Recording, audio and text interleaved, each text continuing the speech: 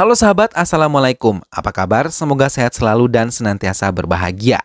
Terima kasih sudah subscribe dan selalu setia menyimak video-video SLMTTV. Semoga Tuhan Yang Maha Kuasa selalu memberikan rezeki yang berlimpah ruah dan juga berkah untuk sahabat-sahabat semua. SLMTTV kembali hadir menemani waktu bersantai sahabat dengan alur cerita film-film pilihan.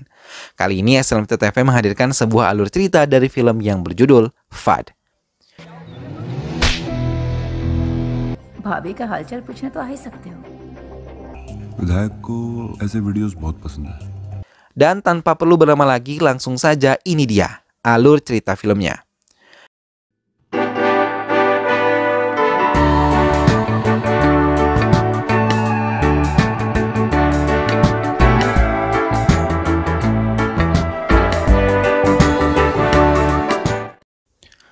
Sebuah kamera yang dibawa oleh seseorang merekam seorang wanita yang tengah berada di dalam kamarnya dan mengganti baju.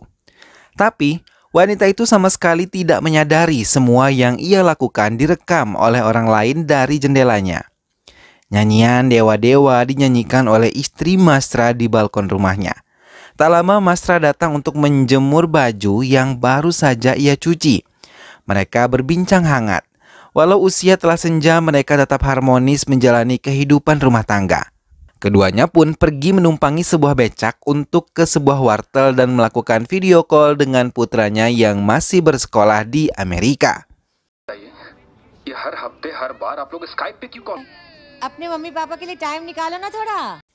Misra banyak menghabiskan waktu untuk mengajari banyak anak-anak di sekitar rumahnya untuk mengusir kesepian mereka. Keesokan harinya, Misra memutuskan untuk ke bank dan mengambil uang simpanannya untuk memenuhi kebutuhan. Setelah menyelesaikan semua urusan, ia kembali ke rumah dan menyiapkan makan malam bersama istrinya. Tak lama, pintu rumahnya diketuk dan Prajapati datang membawa seorang gadis yang nampak ketakutan. Pria tersebut memaksa masuk dan membuat Misra bersama istrinya hanya berdiam diri. Dengan cepat, Misra memberikan uang bayaran hutangnya kepada Prajapati dan berjanji akan membayar kekurangannya dalam waktu dekat. 2000 कम है। Prajapati menghitung uangnya dan pergi meninggalkan Misra. Setelah kepergiannya, Misra merasa menyesal karena pernah meminjam uang pada Prajapati. Terlebih, setiap habis mengambil uang bayaran mereka, ia selalu menggunakan kamar pribadi Misra untuk memuaskan hasratnya dengan wanita yang ia bawa dari luar. Manju, istri Misra, hanya bisa menangis. Mereka benar-benar menyesali telah meminjam uang pada Prajapati untuk keberangkatan putra mereka diwakar ke Amerika. Sementara di tempat Prajapati, ia diperas oleh seorang polisi yang bernama Sakti. Ia selalu meminta upeti untuk bisnis ilegal yang dilakukan oleh Prajapati. Ia menjanjikan kalau Prajapati akan kebal hukum bila dengan tepat waktu dan dalam jumlah yang banyak memberikannya upeti. Tak lama telepon Manju berbunyi. Gudu, panggilan untuk diwakar putra mereka, menelpon dan mengatakan akan mengirim uang besok, dan ia langsung menutup teleponnya tanpa mau berbincang lebih lama dengan kedua orang tuanya. Keesokan harinya, Misra pergi ke bank untuk mengambil uang dari Gudu. Tapi di tengah perjalanan, Prajapati yang tahu Misra pergi ke bank langsung mengambil uang yang ada di saku Misra dan tidak menyisakan sedikit pun untuk Misra serta keluarganya. Naina, salah satu anak tetangga Misra yang selalu menghabiskan waktunya di kediaman mereka, adalah satu-satunya kebahagiaan mereka. Prajapati mendatangi kediaman Misra yang tengah mengajari Naina belajar. Ia juga membawa seorang laki-laki untuk melihat keadaan rumah Misra. Prajapati meminta Misra untuk diam dan mendengarkan apa yang ia katakan. Ia mau rumah ini untuknya dan Misra tidak lagi perlu membayar hutang-hutangnya. Misra hanya bisa menangis, tapi air matanya segera ia hapus. Ia khawatir Manju akan melihat kesedihannya. Misra memberanikan diri untuk datang ke kantor polisi dan menemui Sakti. Tapi ia terkejut ketika melihat Prajapati telah lebih dulu tiba di ruangan Sakti. Misra mulai mengadukan semua yang ia alami kepada Sakti. Tapi Sakti yang telah menerima suap lebih banyak dari Prajapati, ia tidak bisa banyak membantu Misra. Mau tidak mau, Misra kembali ke rumahnya penuh dengan kekecewaan. Malamnya Prajapati kembali datang ke tempatnya dan memukuli Misra. Ia tidak terima Misra mengadukan semuanya kepada pihak berwajib. Sambil menahan sakit di kepalanya, Misra mencoba bangkit dan mengambilkan gelas yang diminta oleh Prajapati. Ia membiarkan Prajapati menenggak minuman beralkohol yang dibawanya sambil tetap berdiri. Sesaat kemudian Prajapati menghentaknya dan memintanya untuk duduk lalu mendengarkan perintahnya. Ia mengatakan akan memberikan uang kepada Misra beberapa lak setelah ia berhasil menjualnya.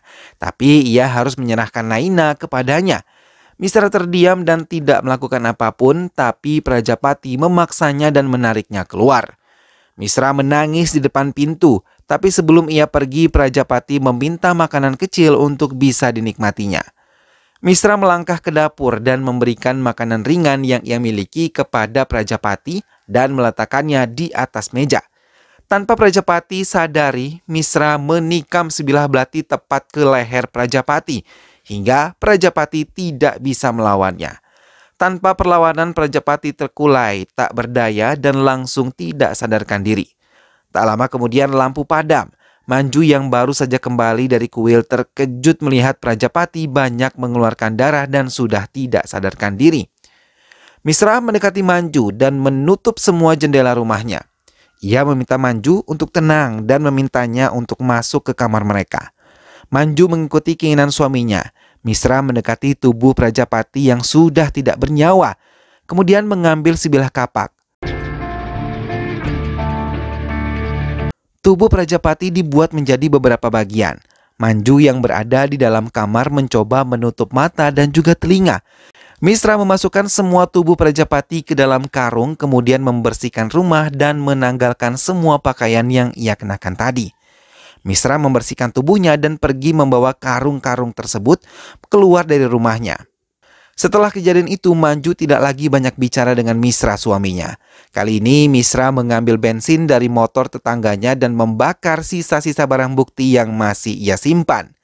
Misra terus mendatangi tempat di mana ia membakar barang bukti dan mengambil kapak tanpa gagang dari tempat itu. Ia singgah ke tempat penggilingan tepung untuk membuang semua barang bukti yang tersisa saat tukang tepung tersebut pergi menukar uangnya. Manju tetap diam dan tidak mengucap sepatah kata pun kepada Misra. Misra melakukan kehidupan seperti biasa. Tiba-tiba seorang tetangganya datang dan memberikan paspor serta visa miliknya yang telah selesai. Tak lama Sakti datang. Ia menanyakan tentang Prajapati yang memang sering datang mengunjungi Misra. Brijes, tetangga Misra, pergi dan Sakti mulai menanyakan keberadaan Prajapati kepada Misra.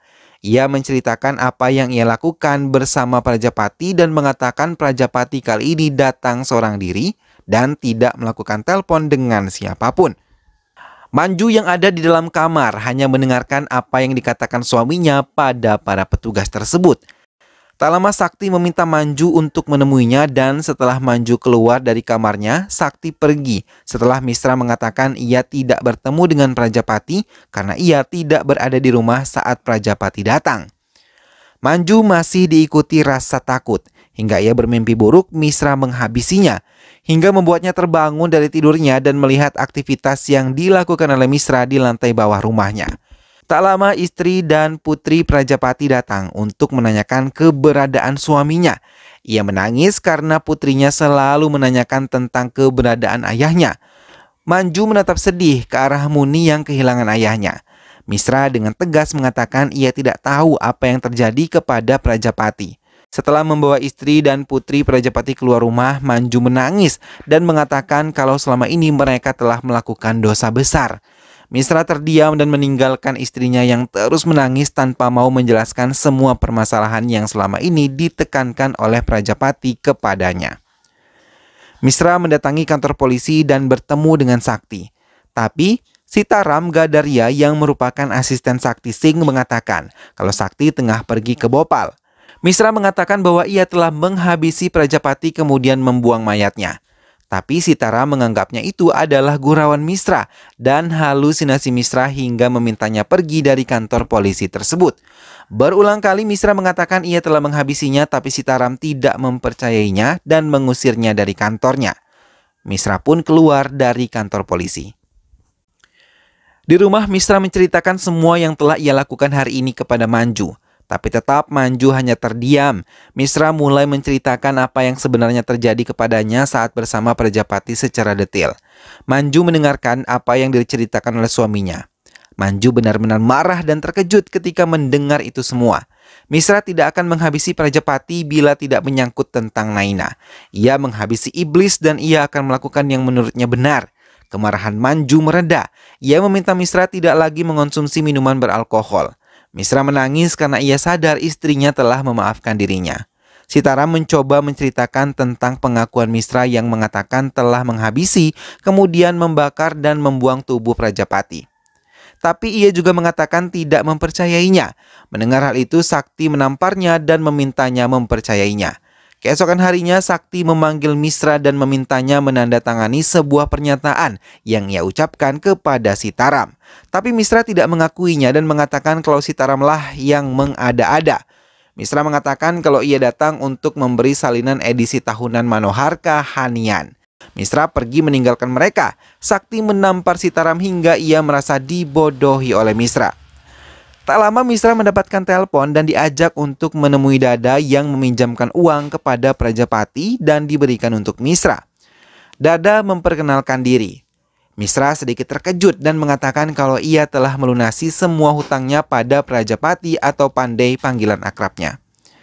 Dada menekan Misra untuk mencari Pandey atau ia harus mengembalikan uangnya. Dada juga memberikan waktu hanya 3 hari untuk melakukan semua perintahnya. Misra mencoba membela diri, tapi Dada memintanya keluar dan meminta anak buahnya untuk mencatat semua hutang-hutang yang dimiliki oleh Prajapati dengannya. Sakti menunggu Manju kembali dari kuil. Ia menekan Manju untuk menceritakan semua yang sebenarnya. Tapi Manju mengatakan kalau suaminya adalah orang baik dan selama 40 tahun, ia tidak pernah melakukan kesalahan, bahkan ia meminta Sakti untuk tidak lagi mengganggunya. Manju menceritakan semua yang ia alami pada Misra yang nampak berpikir keras tentang ancaman yang didapatkannya dari Dada. Misra juga menceritakan kalau mereka harus mengosongkan rumah untuk bisa menebus hutang-hutang mereka. Keduanya pun melakukan video call pada Dilawar dan meminta bantuannya sebesar 10 lakhs. Tapi bukan bantuan uang yang diterimanya, ia malah memaki kedua orang tuanya. Misra membayar biaya panggilan tersebut dan meminta penjaga wartel tersebut untuk menutup akun mereka dan tidak akan lagi kembali melakukan video call kepada putranya. Sakti masih mencari tahu tentang Misra dan apa yang dilakukan seminggu yang lalu pada pengemudi becak langganan Misra. Ia juga menceritakan kalau Misra membawa 2 karung, tapi ia tidak tahu apa isi dari karung tersebut. Semua informasi dari pengemudi becak itu dijadikan bukti untuk menyeret Misra ke penjara. Sakti menemui Misra dan memintanya mengakui semua yang dilakukannya kepada Pandey. Tapi tetap Misra tidak mengakuinya. Sakti kesal meninggalkan Misra seorang diri di tempat itu. Misra dengan cepat mencari handphone Pandey yang mungkin tertinggal di rumahnya. Ia mencari ke semua sudut rumahnya hingga akhirnya ia menemukan HP Pandey di sudut kursinya. Misra pergi untuk mengisi daya handphone tersebut dan meminta Manju untuk mengunci pintu rumahnya. Misra melihat semua yang ada di handphone tersebut, kemudian meninggalkan tempat itu. Tapi sekembalinya di rumah, ia terkejut karena semua anak buah Dada tengah menghancurkan rumahnya. Dengan kesal, Misra menghancurkan mobil Dada, hingga Dada meminta anak buahnya untuk menghentikan aksi mereka. Dada langsung menampar Misra dan mendorong Manju yang mencoba melepaskannya. Ia memohon pada Dada kalau ia akan membayar semua hutangnya dan mengosongkan rumah mereka. Dada pergi meninggalkan mereka. Misra mencoba menenangkan Manju dan mengatakan kalau semua ini akan baik-baik saja. Misra pun dilarikan ke rumah sakit. Manju berniat untuk menelpon putranya, tapi Misra mengatakan kalau ia telah menghapus nomor telepon putranya. Tak lama Sakti datang.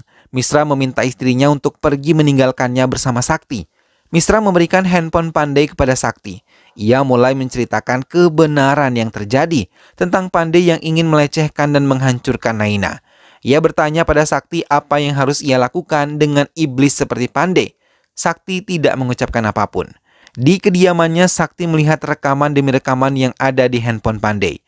Handphonenya penuh dengan rekaman menjijikan yang ia dapatkan dari beberapa wanita yang tidak sadar direkam olehnya. Dan yang lebih mengejutkan lagi, di dalam handphone tersebut terdapat rekaman dirinya saat bersama wanita penghibur. Sakti terdiam dan teringat ia pernah diancam oleh Pandey untuk mengikuti semua keinginannya atau ia akan menyebarkan rekaman tersebut sebelum kematiannya. Sakti terdiam karena ia tahu pasti Misra telah melihat semua rekaman di dalam handphone Pandey. Sakti mendatangi kamar mandi Misra yang kini menjadi rumah Dada dan menemukan barang bukti yang telah diletakkan oleh Misra. Semua alat bukti pembunuhan yang telah dilakukan oleh Misra. Dada tidak bisa mengelak saat dibawa ke penjara oleh Sakti.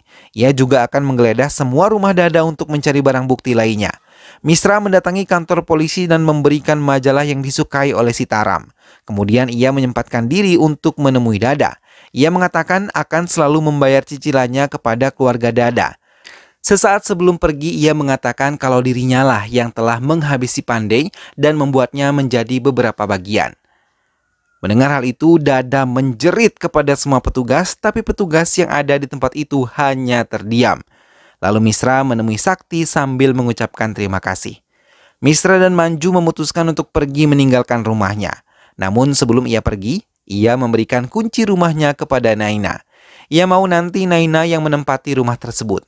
Gansu, ayah Naina, terdiam dan tidak bisa berkata apa-apa. Ia melihat Misra pergi bersama dengan Manju dan film pun selesai. Nah sahabat, itulah tadi alur cerita dari film yang berjudul Fat. Misra akhirnya diselamatkan oleh Sakti dengan mengambing hitamkan Dada. Dada pun harus menerima kenyataan bahwa kini ia mendekam di penjara akibat fitnah yang dilakukan oleh Sakti dan juga Misra. Misra dan Manju yang merasa dikhianati oleh sang anak setelah semua pengorbanan yang dilakukan mereka akhirnya memutuskan untuk pergi dan memulai hidup yang baru entah kemana. Semoga sahabat semua terhibur setelah menyimak alur cerita film ini. Terima kasih sudah menonton dan ingat untuk selalu dukung Islam TV dengan cara klik like, komen, share, dan juga subscribe. Sampai ketemu lagi di alur cerita film-film selanjutnya. Jangan lupa jaga kesehatan dan wassalamualaikum.